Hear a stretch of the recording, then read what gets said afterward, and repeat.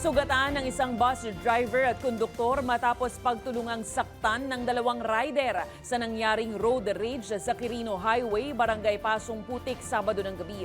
Ayon kay Deputy Station Commander Police Major Gilbert Caducano, nagsimula ang insidente nang bumusina ang bus sa rider na biglang lumihis dahil sa lubak. Nauwi ito sa matinding pagtatalo, pagbasag ng salamin ng bus at paghaharapan sa kalsada. Bumaba ang super na may dalang tubo bilang depensa pero naagaw ito at ginamit na pampalo sa kanya at sa konduktor. Sumali pa ang kapatid ng rider at kanilang mga partner na ang isa ay may kargang bata. Nakatakdang kasuhan ng serious physical injuries ang mga suspect.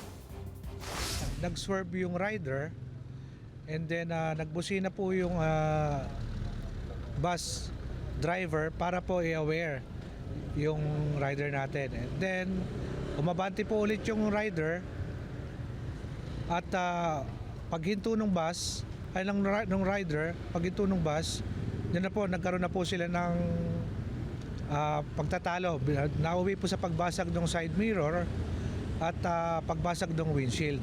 Sa ating mga motorcycle riders at sa mga driver po ng bus, panatilihin po natin kalmado ang ating isip para po maiwasan po yung mga ganitong pangyayari.